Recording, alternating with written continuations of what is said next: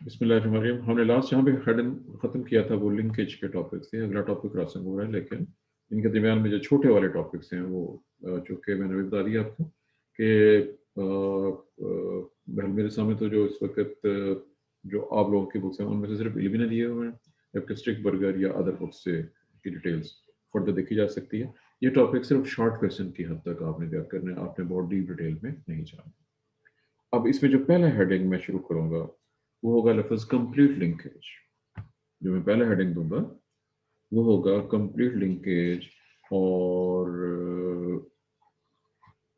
ये जो है जी, मुझे लगता है पेज गायब हो गया कहीं पे, मैं उसको नहीं किया शायद, छोड़ किया था जी, बिल्कुल ठीक है।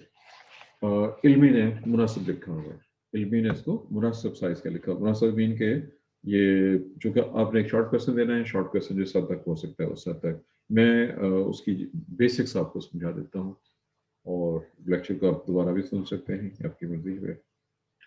पहला पॉइंट वर्क कीजिए। अगर एक क्रोमोसोम छोटा हो, कोई भी क्रोमोसोम जो स्मॉल साइज का है, आमतौर पर स्मॉल साइज्ड क्रोमोसोम में क्रॉसिंग ओवर नहीं होती। मैंने नोटिस वाल किया, आमतौर पर यूजुअली। अब छोटे साइज के क्रोमोसोम जिनमें आमतौर पर क्रॉसिंग ओवर नहीं होती, उनके जीन्स 100% लिंक्ड रहती हैं। पहला फिक्र, मेरी बात याद रहेगी कि नहीं?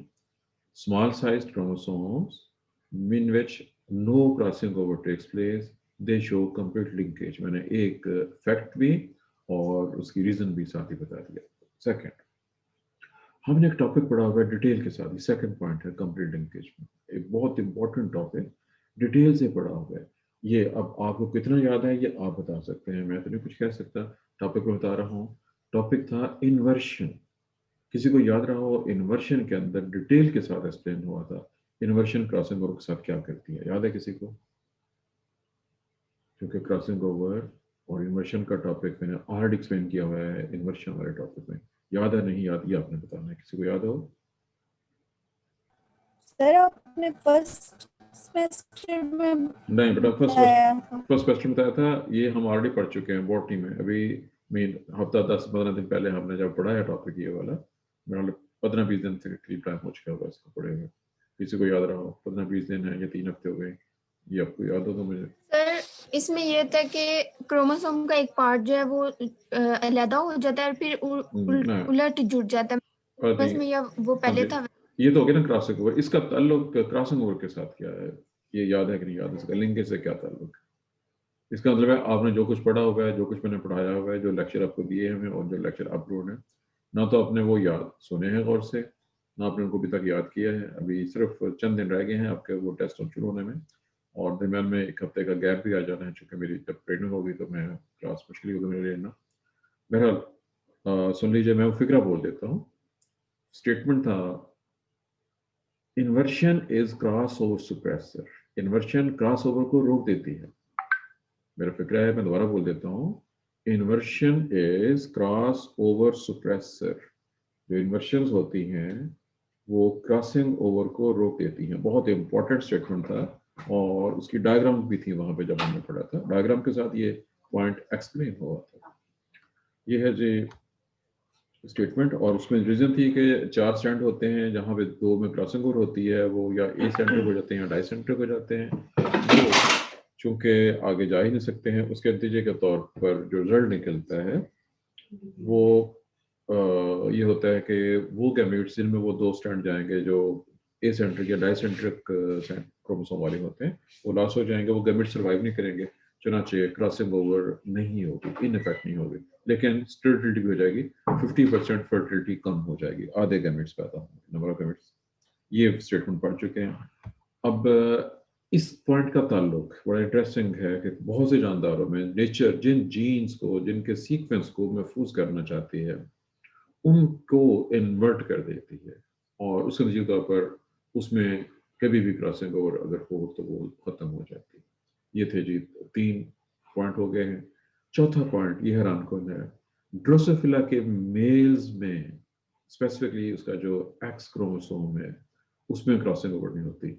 ये स्टेटमेंट स्ट्रिक बर्गर के अंदर मौजूद है, जो कि जेनेटिक्स में दुनिया में नंबर 1 पे मानी जाने वाली किताब है, क्लासिकल किताब है जेनेटिक्स की। मैंने कंप्लीट लिंकेज के हवाले से सारे के सारे स्टेटमेंट, ये इल्मी में ये पॉइंट नहीं है जो मैंने एक्सप्लेन किए हैं, इल्मी ने ये स्टेटमेंट ये दिया हुआ है, लेकिन वो पॉइंट्स सारे के सारे मौजूद नहीं है। इल्मी इसके मुकाबले में कुछ क्लासेस बनाए हुए हैं जिसकी ज़रूरत नहीं है, जो कि ये जब भी आएगा ये शॉर्ट क्वेश्चन आएगा, लॉन्ग क्वेश्चन के लिए इख्तियार की। अगला हेडिंग इल्मी में मौजूद है, ये मुनाफिक हेडिंग है इनकम्प्लीट लिंकेज।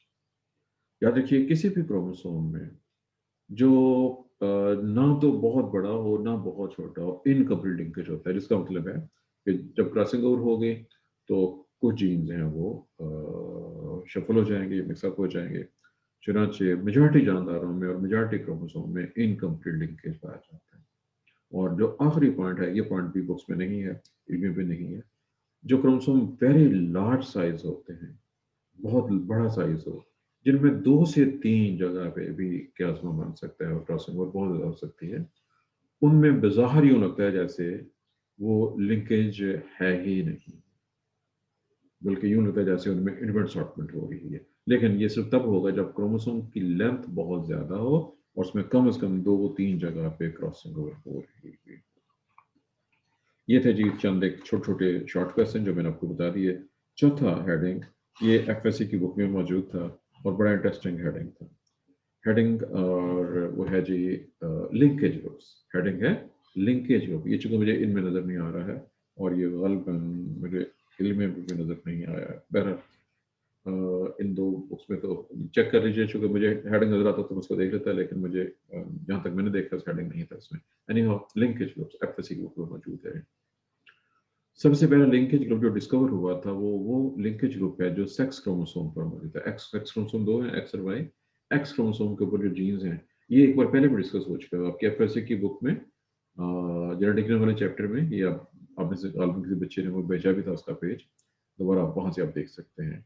वो सबसे पहले डिस्कवर होने वाला सेक्स लिंकेज का ग्रुप है और उसके अंदर 2 बहुत ही मशहूर जो बीमारियाँ हैं, एक ही हीमोफीलिया ए और इसके अलावा ऑकुलर एल्बिनिज्म का जिक्र भी मौजूद है और कलर ब्लाइंडनेस। ये वो जीन्स हैं स्पेसिफिकली, इनमें 3 का नाम लिया है, बाकियों के नाम आपकी बुक में मौजूद थे, जो कि इस क्रोमोसोम के ऊपर मौजूद है, पाया जाता है। ये था जी एक पॉइंट, बहुत अहम पॉइंट। दूसरा अहम पॉइंट, मुख्तलिफ जानदारों में सबसे पहले जो सेक्स लिंक्ड ग्रुप है जीन्स के, वही डिस्कवर हुए। बहुत सी रिसर्च हुई, मॉर्गन ने बहुत सा काम किया, उसके बाद बहुत से और लोगों ने काम किया क्लासिकल जेनेटिक्स में, और मुख्तलिफ जानदारों में बहुत से लिंकेज ग्रुप जो है वो दरियाफ्त कर ली है। मॉर्गन ने अपनी 35 साल रिसर्च के नतीजे के तौर पर ड्रोसोफिला के जो मुख्तलिफ क्रोमोसोम में, 4 क्रोमोसोम, उनके लिंकेज ग्रुप दरियाफ्त करके उनके लिंकेज मैप्स भी तैयार किए, लिंकेज ग्रुप भी दरियाफ्त किए और उनके लिंकेज मैप, जो कि एक सेपरेट क्वेश्चन है आपको। पहले ये हमारे 4-5 छोटे-छोटे शॉर्ट क्वेश्चंस हो गए हैं। 1-2 और छोटे-छोटे शॉर्ट क्वेश्चंस ऐसे ही में ये क्रॉसिंग ओवर का हिस्सा है, लेकिन मैं इनको क्रॉसिंग ओवर से निकाल के सेपरेट शॉर्ट क्वेश्चन की शक्ल दे रहा हूँ। और मैं पहले बता चुका हूँ ये शॉर्ट क्वेश्चन अहम क्वेश्चन में शामिल है जिनके आने के चांसेस ज्यादा होते हैं। मैं सारे के सारे वो इकट्ठे कराने लगा हूँ। क्रॉसिंग ओवर को डिटेल से फुल क्वेश्चन की शक्ल में अटेम्प्ट कर लेंगे जी। ये क्लासिकल क्वेश्चन है, क्रॉसिंग ओवर किस स्टेज में होती है? 2 स्टैंड स्टेज में होती है या 4 स्टैंड स्टेज में होती है? मैंने क्वेश्चन दोबारा बोल देता हूँ। अब से तकरीबन 70-80 साल पहले के ज़माने में ये क्वेश्चन मौजूद था साइंटिस्ट के सामने कि जब क्रॉसिंग ओवर होती है तो वो 2 स्टैंड स्टेज में होती है या 4 स्टैंड? उस वक्त इलेक्ट्रॉन माइक्रोस्कोप नहीं थी, चीज़ें क्लियर नहीं थी, रिसर्च से ही पता चल रहा था कि कहाँ पे क्या हो रहा है।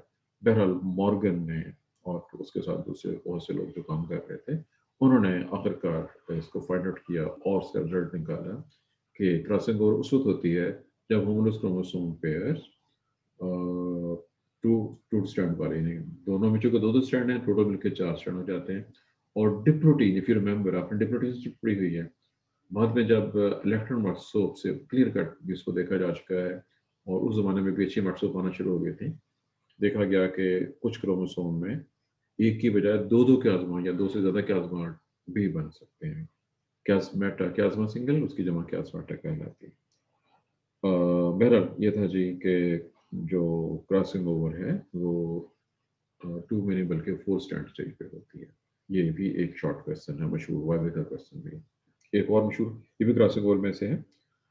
सिंगल क्रॉसओवर और डबल क्रॉसओवर। आमतौर पर एक आम क्रोमोसोम में, दरमियाने साइज के क्रोमोसोम में एक क्रॉसिंग ओवर होती है। उस क्रॉसिंग ओवर का रिजल्ट या उसको हम जनरल टर्म को सिंगल क्रॉसओवर कहते हैं। ये पॉइंट आपकी बुक में भी मौजूद होगा। सेकंड इसी तरह का पॉइंट है डबल क्रॉसओवर, उसको डीसीओ कहते हैं, डीसीओ डबल क्रॉसओवर।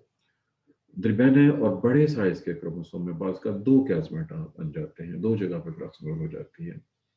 और डबल क्रॉसओवर या दो क्रॉसिंग ओवर जो जहाँ पे हो रहा हो, उससे जेनेटिक मैप तैयार करने में बहुत ज़्यादा फैसिलिटी हासिल हो जाती है, जो कि कैलकुलेशन थोड़ी सी मुश्किल हो जाती है, लेकिन उसका रिजल्ट ज़्यादा बेहतर रिजल्ट आता है। और ये भी बहुत ही इंपॉर्टेंट पॉइंट है। और आखिरी पॉइंट है मल्टीपल क्रॉसओवर।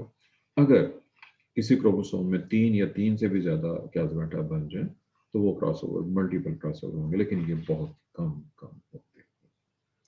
जी, इसके साथ ही जो ये छोटे छोटे क्वेश्चन थे वो तो सारे के सारे मुकम्मल हो गए। ये सारे शॉर्ट क्वेश्चन थे जो आज मैंने कंप्लीट कराए हैं। अब क्रॉसिंग ओवर का तारफ और आगे इसकी डिटेल्स, टाइम थोड़ा सा रह गया है चूँकि हमने किस टाइम पे शुरू किया था, कितना शो कर रहा है, 20 मिनट्स जी है। क्लास स्टार्ट हुई है और नहीं ठीक है, 6 अभी बजे 16 मिनट जी, नहीं 16 नहीं, जो कि 6 बजे शुरू हुआ है।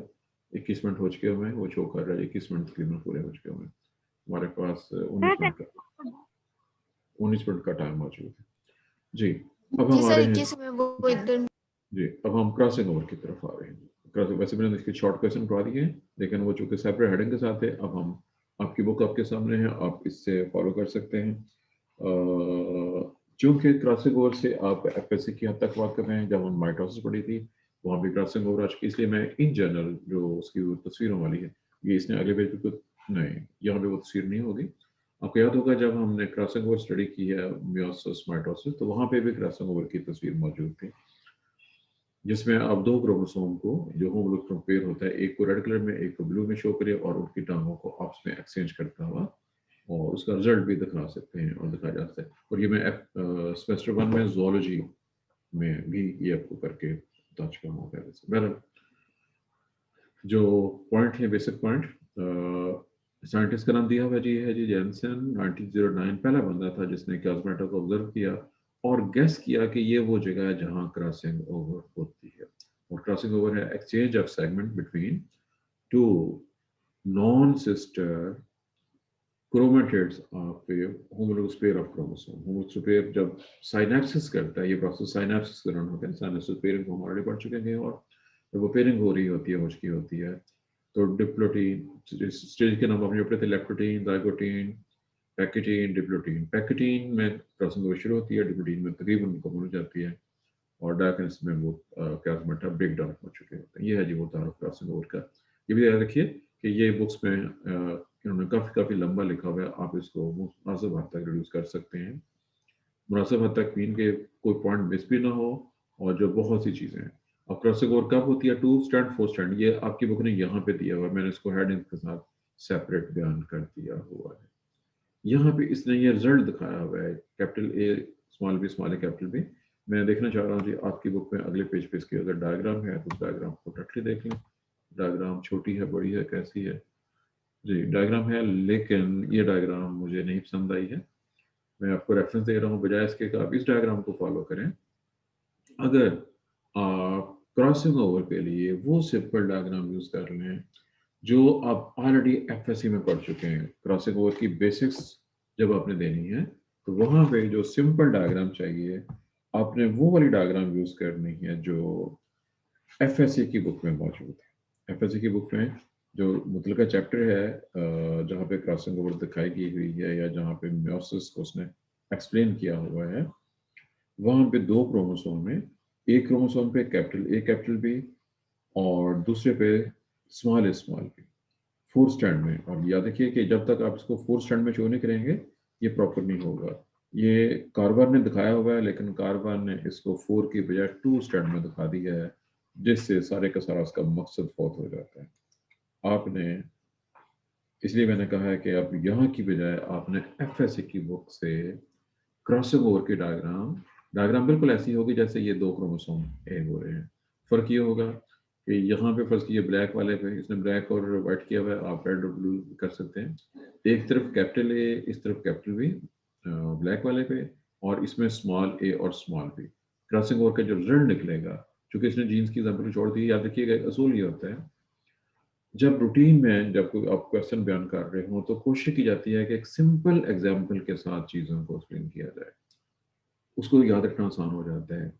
अब इसने जो आपके सामने बुक है इसने एक्सप्लेन तो किया होगा, लेकिन बजाय क्रॉसिंग ओवर के ये फुल एक्सपेरिमेंट में चला गया है। अभी हम एक्सपेरिमेंट को स्टडी नहीं कर रहे हैं, अभी हमने सिर्फ क्रॉसिंग ओवर का रिजल्ट देखना है, और वो रिजल्ट सिर्फ इस तरह के एक डायग्राम से, जिसमें सिर्फ ए और B, capital A capital B small B gene दिखा के ये क्रॉस ओवर दिखाया गया। और इसने एक लंबा चौड़ा एक्सपेरिमेंट दे दिया जिसकी फिलहाल हमें जरूरत नहीं है।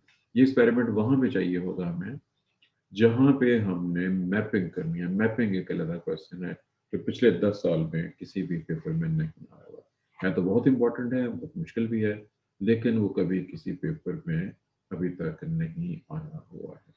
पर मैंने जो पॉइंट आपको बता दिया है कि डायग्राम बिल्कुल सेम ऐसी होगी, स्वाइस फर्क है कि इसने जीन जो कुछ और जीन दी हुई है, इसने गालवर ये वो बी प्लस और बी जी वाले जीन के साथ एक्सप्लेन किया हुआ है, सिंपली ए और बी जीन के साथ। ये वो वैसे अभी जीन पढ़ चुके हैं, हम जो कल परसों जो क्रॉस पढ़ा था उसके अंदर यही वाली जीन थी, ब्लैक और ग्रे बॉडी कलर और नॉर्मल विंग और वेस्टल विंग वाला क्रॉस है ये वाला।